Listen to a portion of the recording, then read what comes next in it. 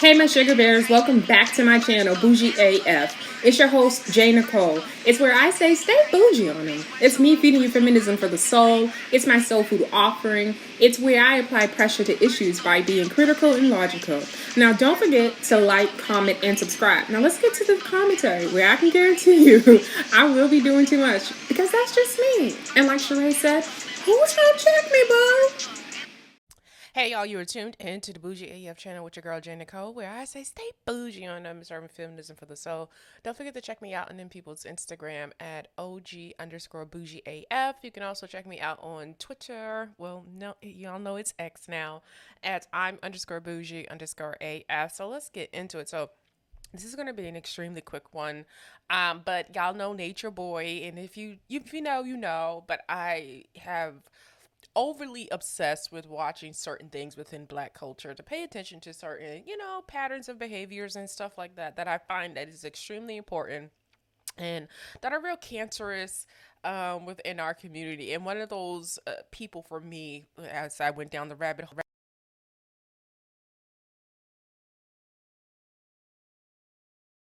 following. And yeah, I can't even tell you how many hours I've spent looking into different religious communities that have happened behind people like a Nature Boy. It's disturbing. It bothers me so much. And when I say bothers me, it just bothers me because again, you people can think whatever my intentions are. I know me. I know why I speak the way I do and why I speak on the things that I do. And it's not for anybody else to see, right? In terms of trying to understand, like, what is my motivation and all the other stuff. I'm motivated by what I feel like I find. So, with that being said, Nature Boy is one of those people who else, of course, Malachi York. I've talked about him, the sweet daddies of that church institute. I can't think of their institution's names right now. But the Father Divines, I mean, the list goes on of these nefarious people who will have a message that's supposed to be about community, right? That key word that I talk about all the time, about community and about love, right? And basically what I want to do in sometimes and some of the things I talk about is show you how people weaponize and how people manipulate with using these things that we all want and all desire, like in terms of like love and community and all this other stuff. So yeah, it's just really important for me to show those who just to show how people in society use it, and how for me it's more or less about making sure that black people aren't naive and aren't just following for certain pandering from individuals who look like us, right? I think it's easy to call out the pandering that looks like Donald Trump talking about, his mugshot or talking about his golden sneakers and stuff like that, and we can see that as, oh, you're pandering to the black community because you know how much we love sneakers and blah blah blah. But yeah, but pandering also looks like this, right? And I'm going to most definitely, as we know, we continue to move closer to the election, and make sure that I give you those examples and tell you about those who are in your own race that are pandering to you because they realize it's a weakness. They realize that they come from a vulnerable community that they also can victimize, right? And so let's not lose sight and just get so focused on pandering when it's coming from whiteness, right? We felt some sort of way when Hillary Clinton was on the Breakfast Club talking about hot sauce in her purse. It's like, you that's for us, right? Like, you trying to appeal to us. And which I'm not saying calling any of this out is wrong, but let's not be lazy and just, or let's not be dense and just think that it's just white people pandering to us. Black folks is doing it the same. It's doing it at the same time. Now, we're reusing the word pandering because we're saying that these are people who are, oh, and not all, even Hillary, that's not malicious, but we're saying that people um, are purposely trying to conjure emotions and feelings behind things that they think resonate with a certain group of people. And if you think about advertisement and stuff like that and product placement and stuff like that, that's most definitely a part of that, right? But we don't look at it as though that's a bad thing because we look at that as someone trying to sell something to us, right?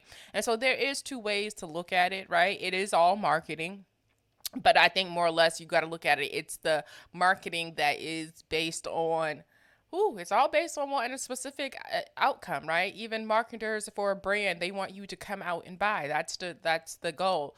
And a politician wants you to come out and vote. That's their goal. A musician wants you to love them and love their brand and support them. That's their goal, right? So everyone has a goal. I guess my point is, right, because sometimes I am going to parse things through while I'm thinking this thing out. What I will say is that everyone is pandering, right? Because it is marketing, a form of marketing.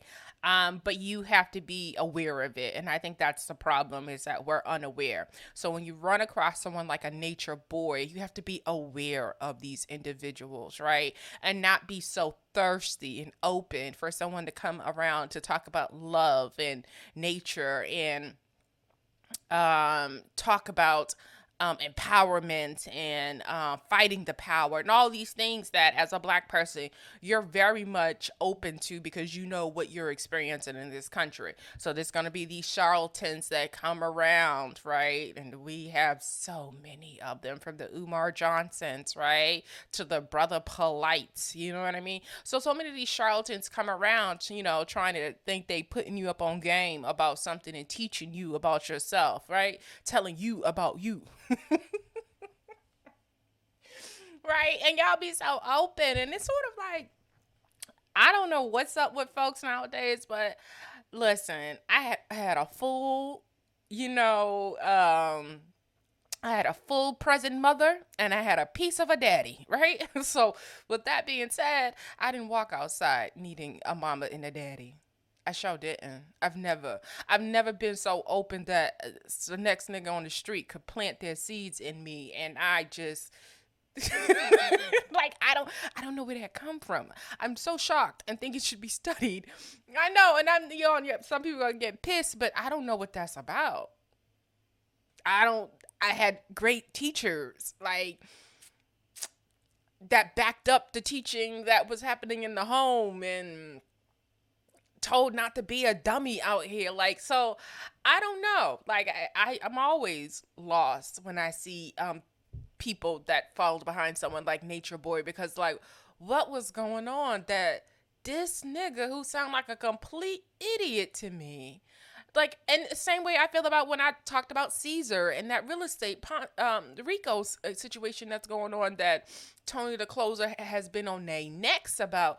I didn't understand what people seen in the little Caesar guy that would make them fall for something like that. I never even heard him put together a sentence or anything that I could be like, oh, I'm so impressed. I mean, some of y'all are impressed by the way Umar Johnson speaks, but maybe that's your first run in with a really intelligent black man that speaks real passionately. I thought we had Martin Luther King and Malcolm X and all these other great individuals and Kwame Ture and all these great individuals that speak just as well. So I'm not quite sure why we are so impressed by a nigga that speaks well still. Like, that's concerning. Like, I'm not gonna lie to you guys. Let me get. Okay, so I'll pick up from there. I'm not quite sure why y'all are so impressed by niggas who speak that speak eloquently or passionately as much as we are. We've had several examples, since slavery, that we don't have to be impressed by something so just basic. Like, it just is what it is. I mean, from the Sidney Poitier to the Harry Belafontes to the, like, I'm just gonna just name out people who Denzel Washington speaks extremely well too, and he does not have any cults or anything like that. So we have tons of examples of brothers and black men that have graced our screens. Oh my God, I can't even Carl Weathers. Like, I mean, we've had so many black men that are just, have graced our screens that who've done well by us by just showing up and being great peoples and examples for our children and stuff like that. That we don't have to attach ourselves to people like a Umar Johnson, and a Nature Boy, a Brother Polite, or anybody of those sorts, right? Like, we can see those for what they are and be able to say, "Oh, I've seen someone like you in a movie before," right? Like, let's be honest. Like, I've seen your type of character appear before in our history, in our, So I'm not quite sure why people are still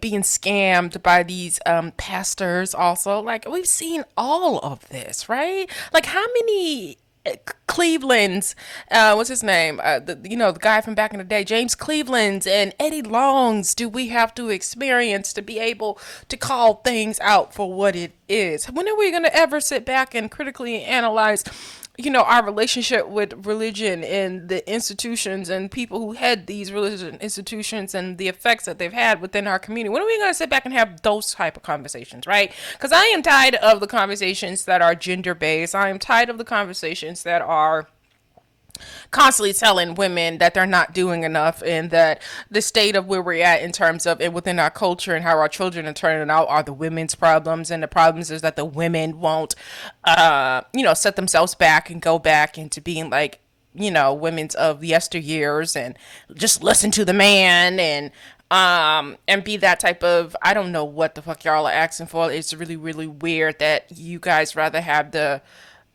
don't want the progression of women, to say that it was just better back in the day. And I'm not sure like what those better had those, like, what those results look like. And right, those results weren't what we wanted in society, right? So I'm not quite sure what people are asking for. Didn't net better, right? Women being held down and not being active in society was not a better thing, right? Like, black men weren't, doing better, and that wasn't depending on the black woman, right? And I think that's a part of the problem, is that we, and especially within the black community, tend to see, when we see other people doing well or moving ahead, we tend to think that that doesn't mean that we can have the same thing, so that now that person becomes your natural enemy. And I think that's what's happening in this gender situation. Date who's for you, right? If a woman seems too high maintenance and wants too much, she's not for you. But thinking to reprogram and tell her she's wrong is really weird to me. But also, I don't do that when it comes to men. Men like a particular type of woman. Some men like a particular type of woman, right? But who am I to come along and say, well, that's not right? I don't have to live with you. I don't have to be in a relationship with you, right? So I shouldn't be out here telling you what's for you. What's for you is what you run across. You're gonna run across the type of woman that fits those particular needs that you have. Same way she's gonna run across a man that fits her particular needs. But I don't necessarily know that there's a wrong and right. And when I see people who say women are too high maintenance, they want too much, blah blah blah blah, I think that's about you not being able to meet those expectations, and not more or less about her being unreasonable in her expectations. Because if I can afford to bring myself somewhere to eat a certain type of way or stuff like that, I don't think there's anything wrong to require the man that comes along to be able to feed you at the level that you can feed yourself, right? I'm going to bring it down to just feeding. Like, if I can feed myself this, you don't get to feed me Applebee's. So that's just this sorry to be whatever, but this, I'm a lady, but I'm a lady that curse too sometimes. This pussy don't pop for Applebee's, and this pussy don't walk to work for $15 an hour, right? So there's some expectations and some things this pussy won't do. Work for the cheap and be fed on the cheap. That's just it. I don't know. If that don't jive with you, that ain't for you then. That's just that. Plain and simple. All right, but let's get into why we're here. I want to, introduce y'all to the judge who is sentencing Nature Boy for all of his crimes. And like I said, if you don't know his crimes, if you don't know what Nature Boy is about, it's just imagine. I see the group that was following him, and I'd be like, is this like a designer's like advertisement for Afro, garments and something like that.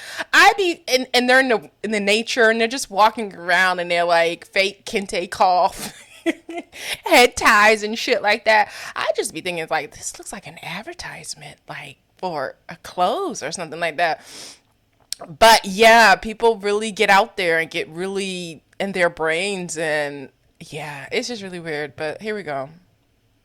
They're just what I guess what I'm trying to say with that thought in terms of the group of people that's following behind him. You know who are your special people within your community, and you know when you see them.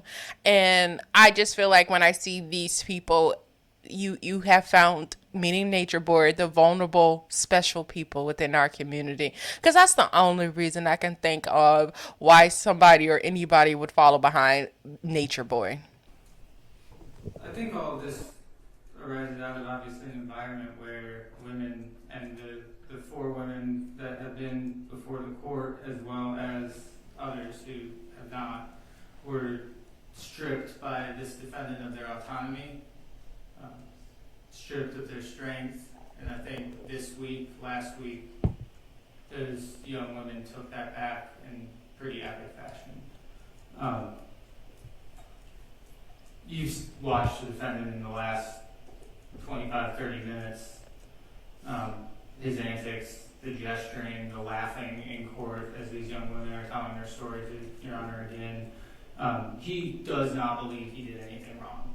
And he will, for the rest of his life, be a danger to this community and a danger to any women he encounters in this community. Because we're asking for, the state is asking for a sentence on the rape charge of life without the possibility of parole. The other counts to run concurrent. What are the maximum sentences on the other counts, though? False imprisonment carries a maximum sentence of 10 years. Okay. Count 3, the state's position is that it is a misdemeanor. The first revenge porn. First one is, okay. Counts 4 and 5, the second and third revenge porn counts. State's position is that each of those maximum sentence is 5 years in custody. Okay. Any other additional argument? Okay. Mr. Bucker. Thank you. Sure. It's an unusual position I find myself. I'm in the courtroom, my client's not. The witnesses that he would have had here, they were not here because they were banned from the courthouse.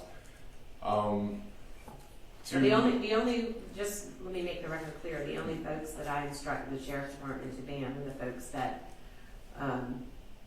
acted out on the stand and okay. or acted out in the gallery. Those Okay. were my instructions. Yeah, sure. There have been threats, there have been all sorts of things being made to court staff, to court employees, to everybody throughout this process. So Yes, ma'am. in the interest of maintaining decorum and as much security as we can, that was my decision. And also, before you go forward, I forgot to put one thing on the record. Okay.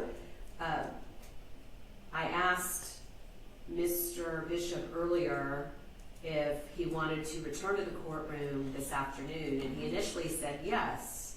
And I said, all right, we'll make arrangements for you to do that while the jury, or after the jury rewatched and re-listened to the evidence they requested to see. That's correct. And then he wanted to talk to you, and I understand you called him and you came back in and you told me that he changed his mind and did not want to come back. That is correct, Judge. Okay. I did speak to him, and the jury went back out and continued to deliberate, and he maintained his Okay. state. That's fine. I just, because it was on the record that he wanted to come and he's still in the jail courtroom, so that's why I wanted to clear that up. All right. Yeah, sure. Sorry to interrupt. Go ahead. No worries. Portia Wade and Caleb Buckner, they were the only two witnesses. I don't know what happened with them, but they're not here at the courthouse. Okay. But to Ms. Marquez, to Kendra, to Brianna, and to Janae, as a defense attorney, my job and my obligation is to zealously defend my client. I've watched a lot of hurt between all four of them. There's only one true God, and it's not Elijah or Bishop, and he knows that. And I'm sorry with everything these folks have had to go through in this case. I do think Mr. Bishop, though judge, is redeemable. I do not think a life without parole sentence is appropriate. I think life obviously is 30 years, is what it currently is before he be eligible for parole. I would ask the court to give him the opportunity to get parole in the future and let the parole board determine whether or not he is redeemable. Obviously, this has been a very challenging trial. It's been a lot of emotion on all ends. I've seen people in very difficult positions that I had to cross-examine.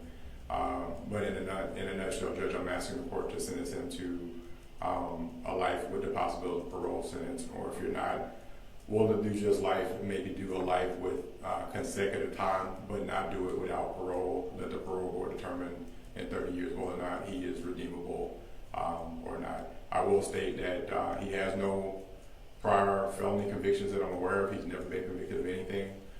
He did own a barbershop here in Atlanta, as he had stated before he left on his journey. Mr. Bishop, his parents, as I understand, both of them he didn't have parents when he was raised in New York, and at a very young age, I think both his parents either abandoned him or were killed, and so he doesn't have much in the way of family or in the way of history. There's been a lot of things that have happened to him, in my opinion, that put him in the position that he's in right now. But I would ask the court for whatever discretion the court is willing to give for purposes of his sentence. Thank you. Okay. Okay.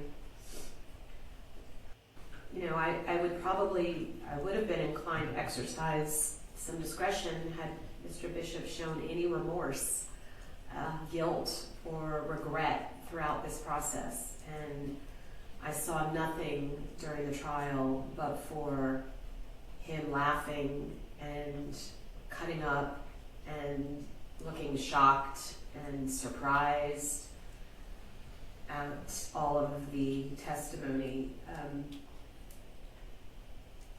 Mr. Bishop, you're a master manipulator and probably the classic definition of a narcissist that I've ever seen. You took advantage of these folks who were essentially lost souls, looking for some guidance, looking for some connection, or looking for some comfort. And you were able to fill a void for them for some reason. But in the process, you completely took advantage of them and have caused potentially, I hope not, but potentially irreparable harm. I hope that all of the victims will be able at some point in time to recover from this and to find some type of peace in their lives. And maybe the verdict will help in that regard. But I hope you all are able to move on at some point and find some peace, whatever that is for you. So with that, I am going to follow the recommendation of the state in this case. On the rape, he'll be sentenced to life without the possibility of parole, followed by 10 years consecutive for the false imprisonment. And on the internet porn, count 3, 12 months to serve, concurrent to the false imprisonment. The internet porn, I'll run concurrent to the false imprisonment. Internet, 5 years. So it's 12 months on count 3, 5 years on count 4, and 5 years on count 5. All of that will run concurrent to the false imprisonment. But the false imprisonment is consecutive. So it's life without parole plus 10 years. And hopefully he will never be able to take advantage of anybody else again. Judge, can you be sure to go over his post-conviction rights with him as well as his... Yes. I was just going to put those on the Judge, before, I know there were certain conditions, obviously, with the way the law currently exists in the court's sentence, the defendant will not be out. Just in case the law changes in the future, we would ask that the conditions of no contact with any of the victims and that the defendant may not profit financially in any way off of the facts that led to this case. All right, Mr. Bishop, you're to have absolutely no contact, direct or indirect. That means sending any of your followers to contact them, getting any messages to them, no posting, no internet posting about them, no contact, direct or indirect, no phone calls, emails, no nothing, no visits to their homes. Nothing, zero. They don't exist anymore. And you are not to profit in any fashion from the crimes that you have committed. So no book deals for you, no movie rights, nothing. And also with respect to your appellate rights, let's see, you have 30 days, I believe, from today to file a motion for a new trial. That's correct, Judge, and I'll get him a boilerplate motion for a new trial file once the sentence is Okay. filed. He has 30 days from the date of his sentencing, which is today, to file a notice of appeal or a motion for a new trial to preserve his direct appeal rights. He also has 4 years from the time that his conviction becomes final to apply for a petition for a writ of habeas corpus. Generally, a conviction is final when all direct appeal rights have expired. Okay. And he has 1 year on the misdemeanor. Right. That's right. The one counts as misdemeanor. All right. All right, y'all. So I wanted you guys to listen to the entire, and I think the audio probably is not really good when the first lawyer was speaking, but he wasn't really saying anything. The second lawyer that you see on the screen is what's his name, Elijah. And y'all know him as Nature Boy's lawyer. Nature Boy did not come to court on his sentencing because of COVID. Later on, his followers and his 4 wives or whatever, he still has wives out here. This is so gross. They said it's because, COVID and what they were trying to, in their minds is like someone's trying to spread something and get him sick. And so, he or trying to orchestrate some type of mass conspiracy for him not to come to court. They knew what they were doing because you're not supposed to be in the building if you have COVID. And so they're trying to imply that the judge has COVID and that's why he did not come in. And, he does not have the shot, whatever, the COVID shot. But at the same time, this is the type of things that they need, they feed into, right? This is what they need to speak to unfair treatment, right? I don't see this judge. She doesn't have a mask. Even if she does have COVID, she doesn't have a mask. I don't think she'd be that irresponsible if she was the one that had the COVID, not to even have a mask on. I don't think that Elijah, whatever the fuck his name is, Bishop, Nature Boy, was going to be sitting right next to the judge, that she would have breathed on the nigga, any of those things. But again, this is what this type of group of people need. They need this to fuel them to be able to have something to be angry at the system about, right? Like, as much as cheeky I'm being, but these are those people. I think I briefly just heard that he used to cut hair. He had a barbershop before he went on his journey into the rainforest of Honduras with his following. That he's that brother. Like, we've seen this before. He's that brother in the barbershop, angry at the system. You get what I'm saying? Mad at the world. We need to just get off the grid and go live our lives, be in the woods and fucking love and just be a community, self-supporting community. We take care of one another. We don't need the outside world. Y'all know this rap? Y'all know this rap, right? So he was that nigga in the barbershop. I got it all in my head. I got it all laid out on who this nigga was, right? He was that nigga. And as much as it's not funny because he did rape a woman, right? I don't have to say allegedly. He's been sentenced. He did rape a woman. He did hold her against her will. There are so many other things that I'm not showing in this video that this man allegedly did. He convinced people like a Dr. Sebi. We can't forget about Dr. Sebi, who would convince people of medical or that have medical issues or to do things that went against the Western medication, you know what I mean? The, white medication, that's the indoctrination to believe in Western medicine and stuff like that. So Dr. Sebi was one of those people that would tell people not to take their AIDS medication, not to take their cancer medications, all of these things. And so did Bishop, Nature Boy, following those same Dr. Sebi footsteps, telling people not to take their heart medications and all these things, and do the more natural thing, and they're mixing shit and selling it and all this other stuff.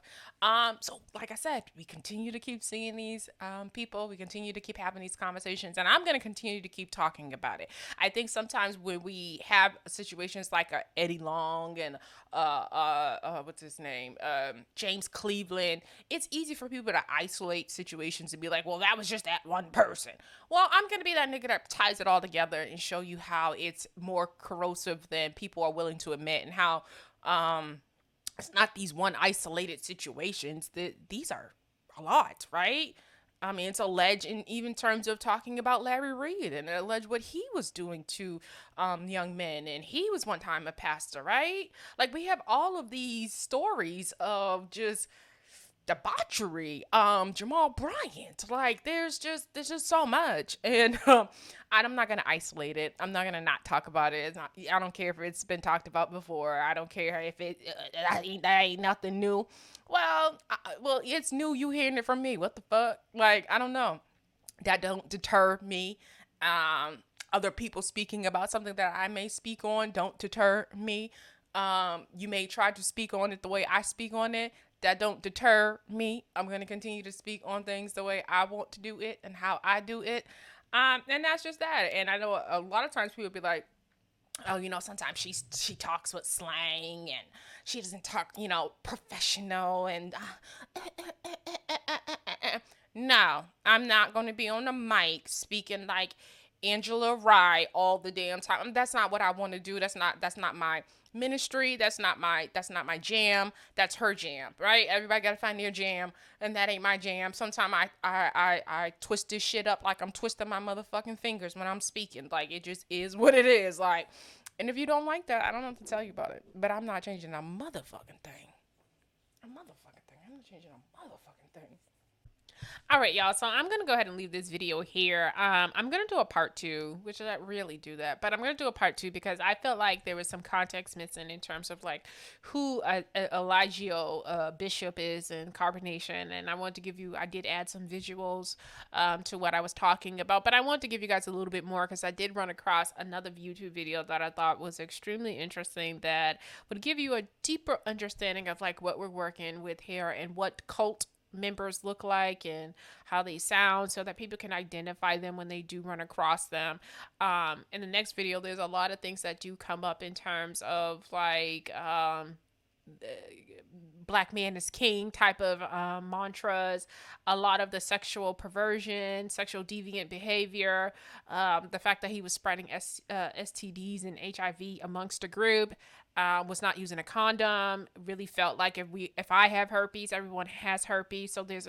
So I guess it started off at herpes and it of course progressed to like different other things like HIV and stuff like that. So all of that comes up in the next video so that you guys can really understand why it was really why the judge needed to give him life without parole, right? This is somebody that we can identify as being extremely dangerous, manipulative, and able to control people. And so when you do run across these type of master manipulators and stuff like that, you do most definitely have to, you have to punish them.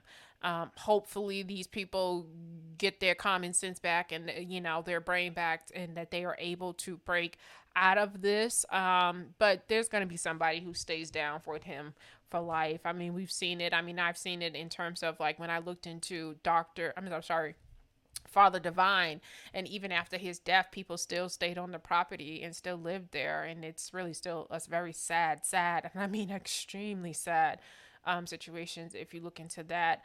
But that's all I got, y'all. Y'all know how we do it here. We keep it bougie SF, we keep it posh SF, we keep it black SF, and y'all keep being black, y'all. I am out. Kiss, kiss, kiss, kiss, kiss. And don't you forget to like, comment, and subscribe. And I'm out, y'all. Bye.